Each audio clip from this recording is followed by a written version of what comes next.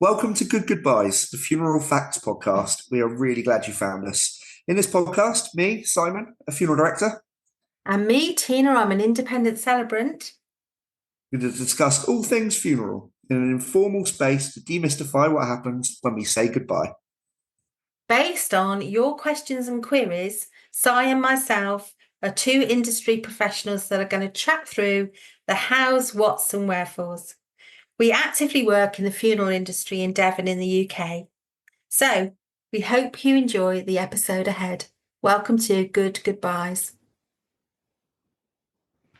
Hello, and welcome to Good Goodbyes with me, Si. And with me, Tina. Today we are talking about pallbearers. Si, you'll be all over this.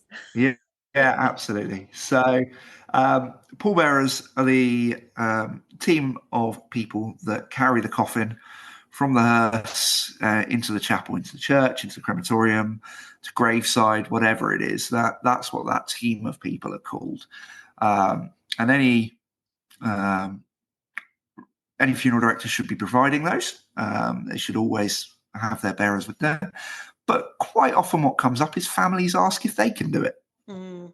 It's a conversation that I have an awful lot. Tina, you probably do as well. Yeah. But families quite often want to be involved in that last process.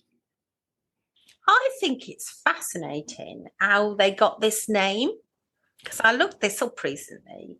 And in Roman times, a soldier wore a cape or cloak called the pallium. And in medieval times, the term pallium was shortened to Paul or pal. Yeah. And Christians would use a pall to cover their loved ones when burying them. Thus the term pallbearer. Yep. Isn't that crazy? What an interesting amazing thing. Yeah, the history of it is brilliant, and where these words come from is fascinating to trace it back and how far it goes. But Yeah. I read a book when I first joined the funeral profession, and it talked about the fact that this is something that goes back to day one.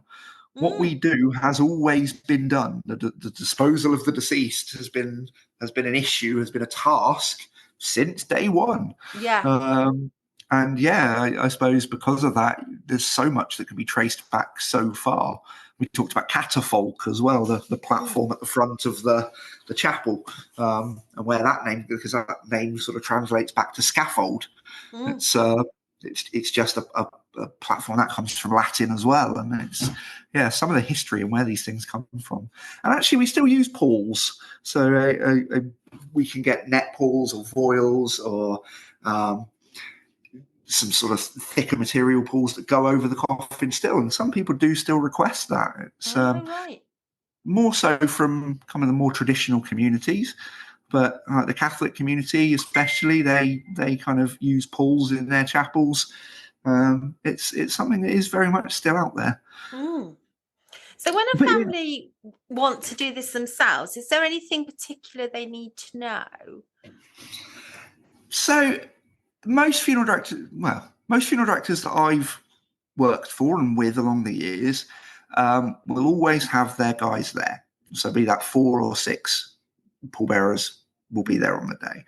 And what we like to do is usually just slot the family members in to the group that's already there. And that way there's no pressure to have to do it. If someone pulls out, it's not the end of the world, because we've still got the guys there that can kind of take the place. And also it's something that our guys do every day. They're used to it. They're used to the kind of the weight, especially because you don't realize how heavy a person is once they're in a coffin. So having that extra pair of hands to kind of support that weight when it first kind of comes into hand, and then helping get up onto shoulder height. We always carry at shoulder height. Personally, I know some funeral directors don't. Some funeral directors use wheelbeers all the time. We carry it shoulder wherever it is possible to do so. And lifting something up to shoulder height is difficult. It's not an easy thing to do. So again, us having our guys there to kind of facilitate that, we feel is quite important. And for families, some come from a military background and they carry differently to kind of civilians. So it's important to have the conversation and understand what way they want to carry, because they will the military will raise their arms across shoulders, and they will step off inside foot quite often rather than what we do, whereas we link arms and then we lead left foot first. Yeah. So it's little differences, little nuances that we want to have that conversation with and make sure we're all on the same page, because we need it to be safe. We need it to be dignified. And ultimately, if the family are involved, we need it to be positive for them. We need it to be a good experience, rather than feeling like it's gone badly. And if for any reason, I mean, we are all different shapes and sizes in life, and so we're all different shapes and sizes in death. If someone it's going to be a bit too tricky to hold them at that height, there are alternatives, aren't there? There are, absolutely. And I mean, we had a church when I used to work down in Paynton, a Methodist church down there, that it's impossible. You cannot carry in at shoulder height. The doors are too narrow. There's not space for people either side of a coffin. At one point, you have to go one person on each end and have extra pairs of hand either side of the doors. And logistically, sometimes that's an issue. But you're right, the human themselves, the person themselves. I will share a fantastic image of the guys at Udens who carried out the funeral for Christopher Greener, who was the UK's tallest man, a giant of a man, 7'7" or whatever he was, and obviously heavy with it. So there's a fantastic picture of Udens carrying him 8 man at shoulder height. Fair play to them. It's an incredible sight. But yeah, the 8 of them carrying at shoulder in this 8-foot coffin just shows the level that can be achieved. And if you've got the right staff and the right mentality, then it can be done. I know a lot of companies that would have looked at that as a well, this is unfeasible. We're gonna wheel in, but that was not the case. Yeah. So anything else you want to say about pallbearers? I think it's just something to consider as a family when you're having that conversation. And for a lot of people, they like the idea of doing it. They want to do it because it's that last act. Make sure with your funeral director what's going to happen. Have a good chat. I like to have an initial conversation, and then right before we do what we're going to do, only at that point do we then really confirm that the family are going to be involved.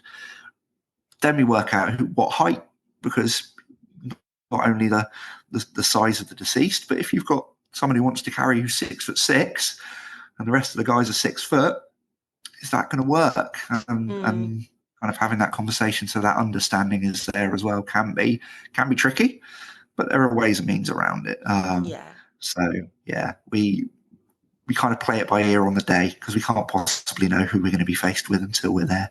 And then just take your time, breathe, step how you've been told to step, be that left foot or inside foot, and just relax through it, because it's an amazing thing to do. It is that last act.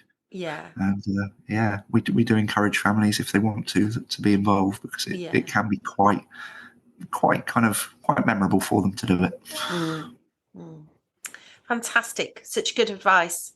Thank you, Si, and we'll see you again soon, listeners. Thanks for joining us. Take care. You've been listening to Good Goobyes, the Funeral Facts podcast. Please do like, subscribe, comment and share. Drop any questions on our social media, on Instagram, or in the text option in the show notes. Si and I are qualified professionals, but we always advise our clients to seek any additional support from medical practitioners if they need to. And we hope you enjoyed this episode. Stay well and be kind to one another.